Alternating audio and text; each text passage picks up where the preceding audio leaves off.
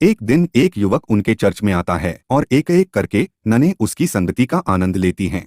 कहानी उस समय शुरू होती है जब प्लेग ने पूरे क्षेत्र में आतंक मचा रखा है। हम मिलते हैं टंडेरा नाम के एक आदमी से जो चर्च में एक चित्रकार के रूप में काम करता है। टंडेरा को काफी समय से उसकी मजदूरी नहीं मिली है, इसलिए वह अपनी बकाया राशि लेने के लिए पादरी के पास जाता है, लेकिन उसे पता चलता है कि पादरी की मृत्यु हो चुकी है। टंडेरा सोचता है क्यों न वह खुद नया पादरी बन जाए। इसके बाद हम एक युवक लोरेंजो से मिलते हैं जिसे कुछ लोग इसलिए पीछा कर रहे हैं क्योंकि उसने जोनाथन नाम के एक सरकारी अधिकारी से पैसे चुरा लिए थे। जोनाथन बदला लेने की कोशिश करता है, लेकिन लोरेंजो किसी तरह वहां से भागने में सफल हो जाता है। फिर हम पंपेनिया से मिलते हैं जो एक अमीर व्यापारी की बेटी है। उसके पिता की प्लेग के कारण मृत्यु हो जाती है और जोनाथन सहानुभूति जताने के बहाने उससे मिलने आता है। हालांकि उसकी मदद की पेशकश के पीछे एक शर्त होती है, वह उससे शारीरिक संबंध चाहता है। पंपेनिया कहती है कि उसने रूस के राजकुमार से शादी करने का वादा किया है जो रास्ते में है। पिता ने भारी कर्ज जमा कर लिया था जिसे जोनाथन ने चुकाया। उसके पिता ने उसके बदले में जोनाथन से उसकी शादी का वादा किया था। लोरेंजो को घोड़े पर सवार होकर भागते हुए दिखाया गया जबकि जोनाथन के सैनिक उसका पीछा कर रहे थे। रास्ते में वह एक अजनबी से मिलता है जो एक गाड़ी में एक मृत शरीर ले जा रहा होता है। लोरेंजो उससे आगे के रास्ते के बारे में पूछता है। वह आदमी बताता है कि रास्ता एक कॉन्वेंट की ओर जाता है जहाँ कई नन रहती हैं और जो शव वह ले जा रहा है वह एक माली का है। लोरेंजो उससे पूछता है कि क्या वह कॉन्वेंट में माली की नौकरी पा सकता है। आदमी कहता है कि यह मुश्किल है क्योंकि लोरेंजो के पास जरूरी गुण नहीं है। जब लोरेंजो मृत माली के बारे में पूछता है तो उसे पता चलता है कि वह माली गूंगा और बहरा था। लोरेंजो व्यंग्य में कहता है कि गूंगा और बहरा होना कोई विशेष गुण नहीं है। जोनाथन के आदमियों से बचने के लिए लोरेंजो एक पेड़ पर चढ़कर छिप जाता है। कुछ समय बाद जिस डाल पर वह बैठा था वह टूट जाती है और वह गिरकर बेहोश हो जाता है। कुछ देर बाद कुछ सुंदर नन उसे ढूंढती हैं और उसे कॉन्वेंट ले जाती हैं और उसकी जांच इस तरह से करती हैं जैसे उन्होंने सालों से किसी आदमी को नहीं देखा हो। उनमें से एक पूछती है कि कहीं उसकी कोई हड्डी तो नहीं टूटी, लेकिन उसका इशारा असल में उसके किसी और हथियार की ओर होता है। वे उसे छूने लगती हैं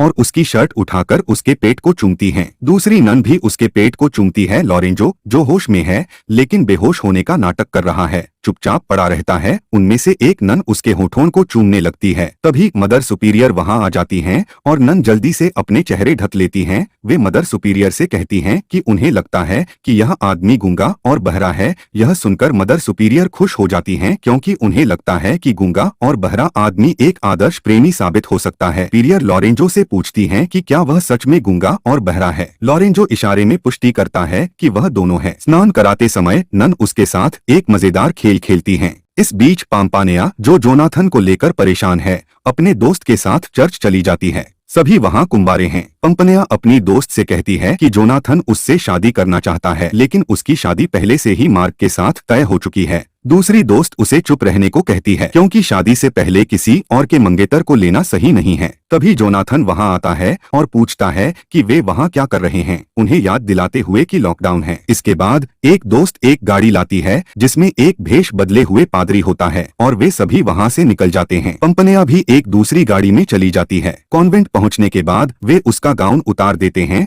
और उसे नन बना देते हैं। पंपनेया सोचती है कि यहाँ उसकी पवित्रता सुरक्षित रहेगी, लेकिन उसे यह नहीं पता कि वहां दिन रात गुफाएं खोदी जा रही हैं। फिर पंपनेया लोरेंजो को देखती है और ननों से पूछती है कि वह कौन है। नन उसे बताती हैं कि वह एक माली है जो बहुत मेहनत करता है। यह सुनकर पंपनेया को लोरेंजो पसंद आने लगता है। तब लोरेंजो बगीचे में काम कर रहा होता है तो एक नन उसे बुलाती है और वे एक पेड़ के पीछे एक रोमांटिक पल बिताते हैं। पंपनेया उन्हें देखती है। इस बीच प्रिंस मार्क महल में आते हैं जहां उनकी मुलाकात जोनाथन से होती है। वह गलती से मान लेते हैं कि जोनाथन पंपनेया के पिता हैं और कहते हैं कि वह जोनाथन और उनकी पत्नी के लिए एक तोहफा लाए हैं। जोनाथन स्पष्ट करते हैं कि वह पंपनेया के पिता नहीं हैं, जिस पर मार्क जवाब देते हैं कि वह उनके दादा होंगे। जोनाथन सुधार करते हुए कहते हैं कि वह पंपनेया के भविष्य के पति हैं। प्रिंस मार्क इसे मजेदार मानते हैं और चले जाते हैं। रास्ते में वे एक व्यक्ति से मिलते हैं जो मार्क को बताता है कि पंपनेया कॉन्वेंट गई हैं। यह सुनकर मार्क उसी दिशा में चल पड़ते हैं। कॉन्वेंट में दो नन लोरेंजो के कमरे में आती हैं। वे कपड़े उतारने लगती हैं। एक नन पंपनेया से कहती है कि वह आज लोरेंजो को गुफा दिखाएगी, लेकिन पंपनेया कहती है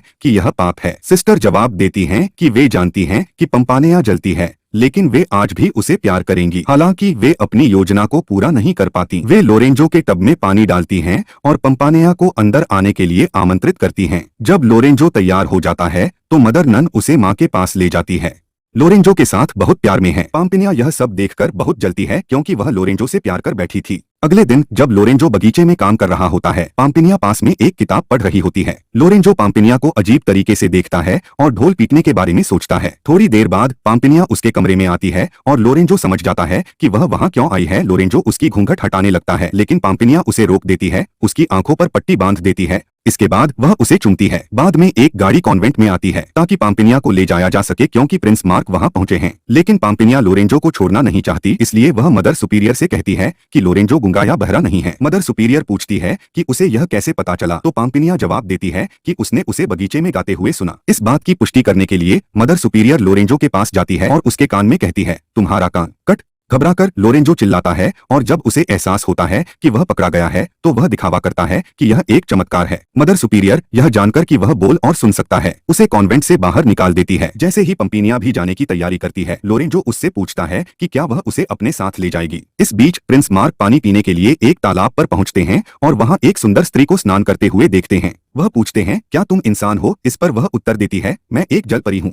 तब वह महिला खुद को पंपिनिया के रूप में प्रकट करती है और मार्क की प्रेम कहानी शुरू होती है। दूसरी ओर पंपिनिया और लोरेंजो एक चर्च में पहुंचते हैं, जहां पंपिनिया लोरेंजो से पूछती है कि क्या वह किसी से प्यार करता है। वह जवाब देता है, हाँ, लेकिन मैंने अभी तक उसका सुंदर चेहरा नहीं देखा है। यहाँ पंपिनिया लोरेंजो से कहती है कि वह अपनी आंखें बंद करे और याद करे कि क्या वह वही लड़की है जिसे वह चूमना चाहता था। जैसे ही वे चूमने ही वाले होते हैं, जोनाथन वहां आ जाता है। पंपिनिया लोरेंजो से भागने के लिए कहती है, लेकिन लोरेंजो साहस दिखाता है और वहीं रुकता है। जोनाथन लोरेंजो पर हमला करता है और उसे बुरी तरह से पीटता है। जब जोनाथन लोरेंजो को मारने ही वाला होता है तो पाम्पिनिया उससे कहती है कि अगर उसने लोरेंजो को मारा तो वह उससे कभी शादी नहीं करेगी। यह सुनकर जोनाथन लोरेंजो को छोड़ देता है, लेकिन उसे जेल में बंद कर देता है। कुछ दिनों बाद पाम्पेनिया जोनाथन से कहती है कि वह तभी उससे शादी करेगी जब वह लोरेंजो को रिहा करेगा। यह सुनकर जोनाथन गुस्से में आ जाता है, लेकिन पाम्पेनिया की शर्त मान लेता है। वह लोरेंजो की जान बचाने के लिए झूठ बोलती है। इसके बाद पाम्पेनिया एक नकली पादरी से मिलती है और उसे पूरी स्थिति बताती है। पादरी उसकी मदद करने के लिए तैयार हो जाता है। इस बीच जोनाथन अपने 2 सैनिकों को आदेश देता है कि वे लोरेंजो को कहीं दूर ले जाएं। हालांकि लोरेंजो सैनिकों को चकमा देकर पाम्पेनिया की ओर वापस लौट आता है। दूसरी ओर जोनाथन की शादी का समारोह चल रहा होता है। पादरी जानबूझकर शादी को टालने के लिए अजीब-अजीब सवाल पूछता है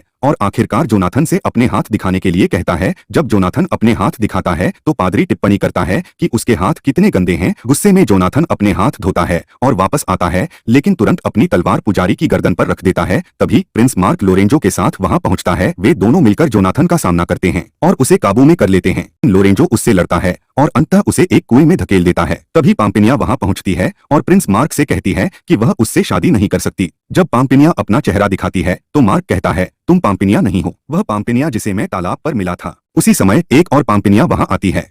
इसके बाद लोरेंजो वहां से जाने लगता है। पाम्पेनिया उसे रोककर पूछती है, तुम कहां जा रहे हो? वह जवाब देता है, मैं उस लड़की को ढूंढने जा रहा हूं जिसने मुझे चूमा था और मैं उसी से शादी करूंगा। तभी पाम्पेनिया लोरेंजो से अपनी आंखें बंद करने को कहती है और उसे चूमती है। लोरेंजो तुरंत उसे पहचान लेता है और इसी के साथ कहानी समाप्त होती है।